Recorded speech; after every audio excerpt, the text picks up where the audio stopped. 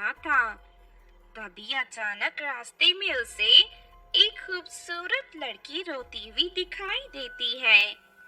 अमित उस लड़की से कहता है, अरे तुम कौन हो और यहाँ क्या कर रही हो? देखो ये रास्ता बहुत ही खतरनाक है। यहाँ अक्सर चोर चक्के घूमते रहते हैं। तुम इसी वक्त यहाँ से चली जाओ। कहो तो मैं तुम्हें तुम्हारे घर पहुँचा देता हूँ। लेकिन अगले ही पल खूबसूरत लड़की एक चुड़ैल के रूप में बदल जाती है। मेरा नाम शीला है, मैं पास के जंगल में रहती हूँ।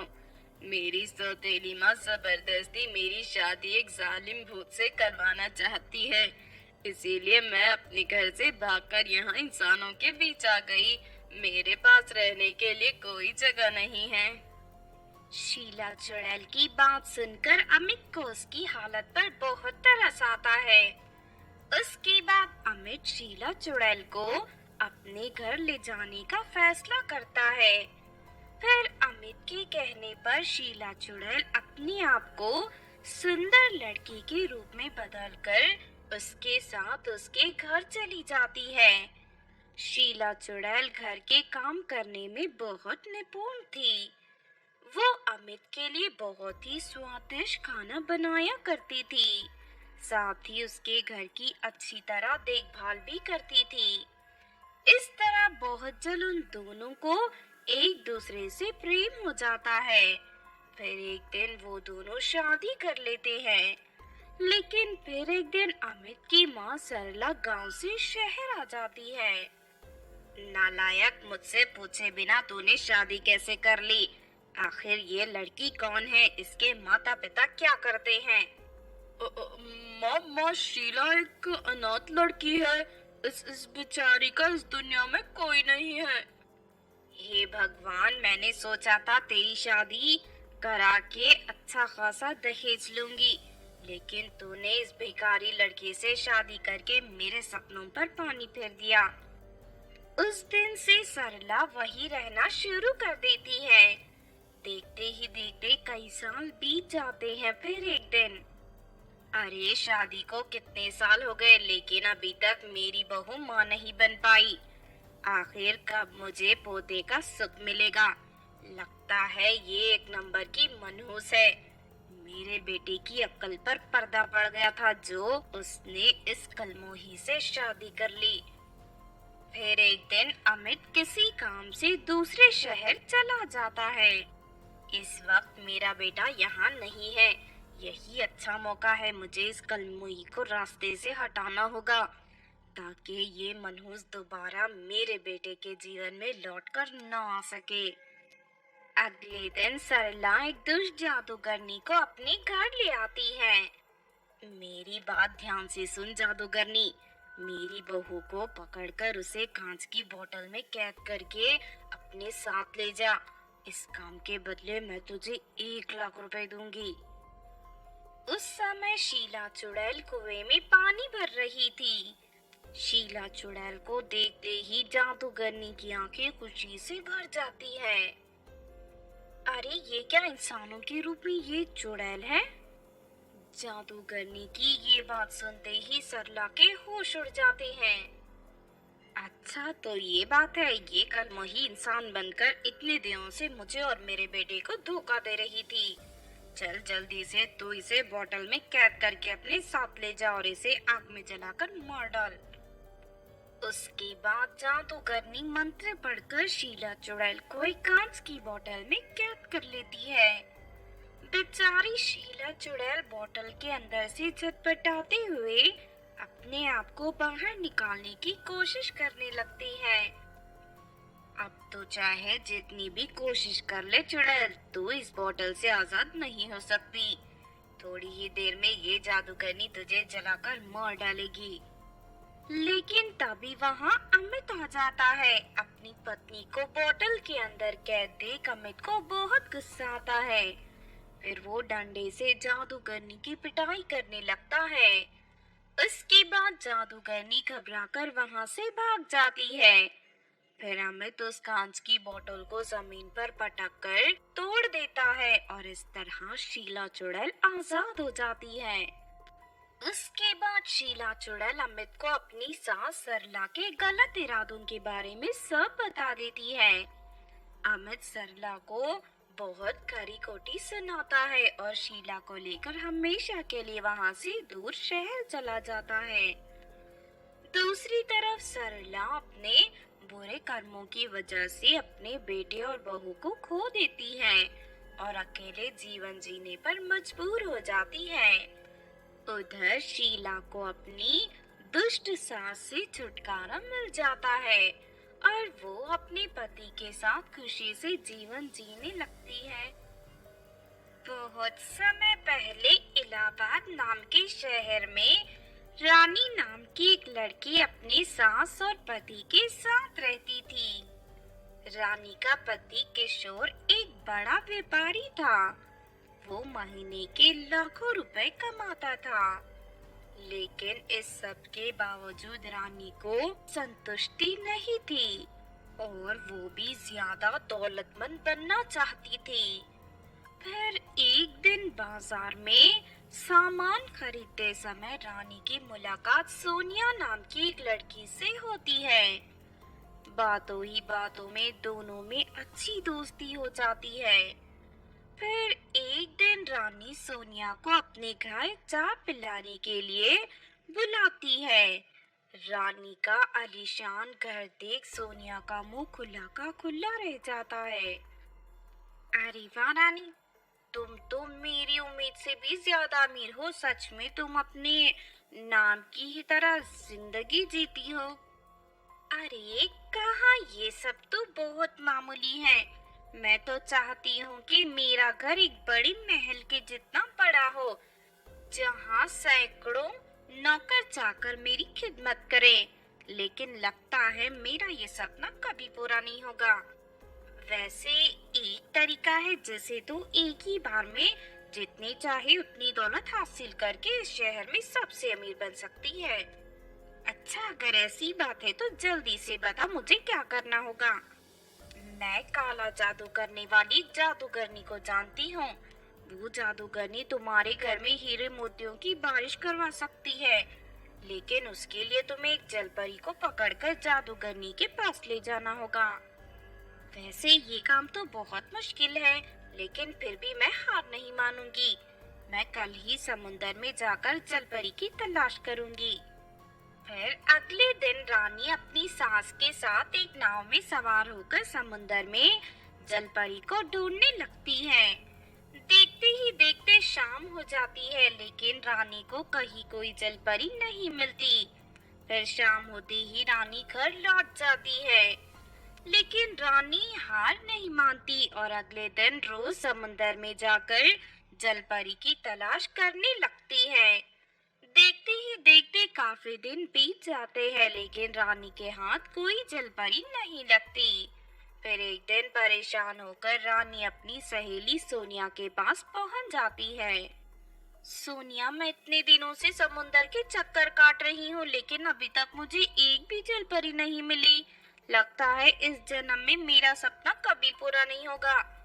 अरे मेरे रहते तो निराश क्यों होती है। पास के जंगल के तालाब के किनारे एक चुड़ैल रहती है। मैंने सुना है वो चुड़ैल जादूगरों को जलपरियां बेचती है। तू उस चुड़ैल के पास जाकर एक जलपरी खरीद ले। लेकिन हाँ, जलपरियां बहुत कीमती होती हैं, इसीलिए तुझे चुड़ैल के पास ढेर सारा सोना और पैसे लेकर जाना होगा, वरना वो चुड़ैल नाराज हो जाएगी। फिर अगले दिन रानी अपने घर में रखी तिजोरी से सारे सोने और पैसे निकालकर एक बैग में डाल लेती है। उसके बाद रानी बिना किसी को बताए जंगल के तालाब के किनारे पहुंच जाती है। तभी उसे तालाब के किनारे आराम करती हुई एक डरावनी चुड़ैल दिखाई देती है। रानी को देखते ही चुड़ैल उससे कहती है, तो कौन है तू और यहाँ क्या करने आई है? सुनिए चुड़ैल जी, मैं आपके पास जलपरी खरीदने आई हूँ। ये देखिए, इस बैग में ढेर सारा सोना और पैसे हैं। चलिए मुझे जल्दी से एक जलपरी दीजिए। अच्छा, तो तू यहाँ जलपरी खरीदने आई है। ठीक है, ये बैग यही छोड़ दे और कल इसी वक्त आकर जलपरी ले जाना। और ठीक है चुड़ैल जी, कल मैं इसी समय पर यहाँ आऊंगी। उसके बाद रानी चुड़ैल को बैग देकर वहां से चली जाती है। रानी के जाते ही चुड़ैल बनी सोनिया अपने चेहरे से नकाब हटाकर जोर जोर से हंसने लगती है। ये बेवकूफ रानी तो बड़ी आसानी से मेरी बातों में आ गई। अब ये सारी दौलत लेकर मैं मजे से अपनी जिंदगी जीऊंगी। उसके बाद सोनिया सारा सोना और पैसे लेकर वहां से भाग जाती है। फिर अगले दिन रानी उसी समय वापस उस तालाब के किनारे पहुंच जाती है, लेकिन चुड़ैल को ना पाकर रानी परेशान हो जाती है। फिर काफी दिन तालाब के चक्कर लगाने के बाद आखिरकार रानी हार मान लेती है और तालाब के किनारे जाना छोड़ देती है। दूसरी तरफ रानी सोनिया को भी ढूंढने की बहुत कोशिश करती है, लेकिन सोनिया का भी कहीं कुछ पता नहीं चलता। जब घर से सारा पैसा और सोना गायब होने की बात रानी की सास और उसके पति को पता चलती है, तो वो दोनों बहुत नाराज होते हैं। अरे नालायक, तूने अपने लालच के चक्कर में हमारी बरसों की कमाई गवा दी। भगवान तेरे जैसी लालची बहू किसी को ना दे। आज के बाद मैं तुझे इस घर में नौकरानी की तरह रखूंगी, यही तेरी सजा है। उस दिन से अनीता रानी के सारे ऐशोआराम छीनकर उसे नौकरानी की तरह घर के काम करवाने लगती है। बहुत समय पहले शैतानपुर में लंबे कानों वाली कमला नाम की एक चुड़ैल रहती थी। कमला के लंबे कान होने की वजह से दूसरी चुड़ैलें हमेशा उसका मजाक बनाया करती थी। इसी तरह एक दिन कमला क्लास में पढ़ाई कर रही थी, तभी उसके आसपास बैठी चुड़ैलें उसे भला बुरा कहने लगती हैं। अरे इस कमला की मनहूस शक्ल देखकर तो मेरा सारा दिन खराब हो जाता है। पता नहीं इसे हमारे कॉलेज में किसने एडमिशन दे दिया। हाँ तो ठीक कहती है, मुझसे भी इसकी बदसूरत शक्ल बर्दाश्त नहीं होती।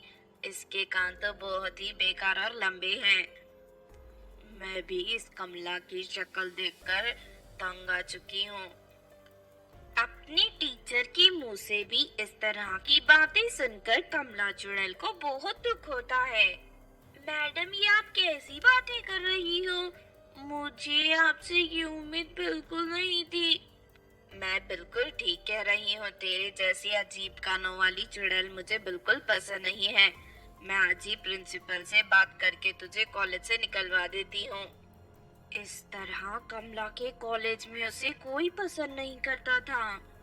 फिर सभी चुड़ैलों के कहने पर कमला चुड़ैल को कॉलेज से निकाल दिया जाता है। इस बात से कमला चुड़ैल दुखी होकर रोने लगती है। मेरे लंबे कानों की वजह से कोई मुझे पसंद नहीं करता। अब मैं शैतानपुर में नहीं रहूंगी। उसके बाद कमला चुड़ैल शैतानपुर को छोड़कर वहां से चली जाती है। चलते चलते वो एक तालाब के किनारे पहुंच जाती है। तभी वो देखती है कि एक लड़की तालाब की मछलियां पकड़ने की कोशिश कर रही है, लेकिन उस लड़की के जाल में एक भी मछली नहीं फंसती। ये देख कमला चुड़ैल उस लड़की की मदद करने का फैसला करती है।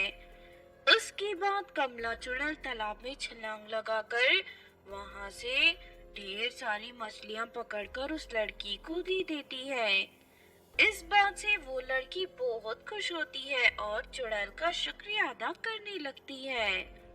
अगर तुमने मुझे ये मछलियां पकड़कर नहीं दी होती तो आज मेरा परिवार भूखा रह जाता। मेरी मदद करने के लिए तुम्हारा बहुत बहुत शुक्रिया। मेरा नाम पल्लवी है, तुम्हारा क्या है? मेरा नाम कमला चुड़ैल है। तुम कहाँ रहती हो? आज से पहले तो मैंने तुम्हें यहाँ कभी नहीं देखा। मैं शैतानपुर की चुड़ैल हूँ। मेरे लंबे कानों की वजह से वहाँ मुझे कोई पसंद नहीं करता, इसीलिए मैं शैतानपुर छोड़कर यहाँ आ गई। अच्छा तो ये बात है, तुम्हें परेशान होने की जरूरत नहीं है। आज से तुम मेरे साथ मेरे घर पर रहोगी। उसके बाद पल्लवी कमला चुड़ैल को लेकर अपने घर चली जाती है। पल्लवी कमला चुड़ैल को रहने के लिए अपने घर का एक कमरा दे देती है। लेकिन अगले दिन गांव में चुड़ैल आने की बात सभी लोगों को पता चल जाती है। तो सुन पल्लवी, तू इस लंबे कान वाली चुड़ैल को अपने घर पर क्यों रख रही है? अगर ये चुड़ैल हम सबको मार कर खा गई तो इसका जिम्मेदार कौन होगा? हाँ हाँ बिरजू चाचा बिल्कुल ठीक कह रहे हैं। ये चुड़ैल इस गांव में नहीं रह सकती। तू इसी वक्त यहाँ से भगा दे इसे, वरना हम सब मिलकर इस चुड़ैल को जलाकर मार देंगे। नहीं नहीं, मेरा यकीन करो, ये चुड़ैल बहुत अच्छी है। ये तुम में से किसी को कोई नुकसान नहीं पहुंचाएगी। पल्लवी गांव वालों को समझा ही रही थी कि तभी अचानक एक जादूगरनी अपने जादुई झाड़ू में उड़ती हुई गांव में दाखिल हो जाती है। उस जादूगरनी का खतरनाक रूप देख सभी गांव वाले डर के मारे तर-तर कांपने लगते हैं। अरे नहीं, ये दुष्ट जादूगरनी फिर से हमें परेशान करने गांव में आ गई। अब इसके कहर से हमें कौन बचाएगा? तभी वो जादूगरनी अपनी थैली से ढेर सारे कव्वे निकालकर हवा में छोड़ देती है।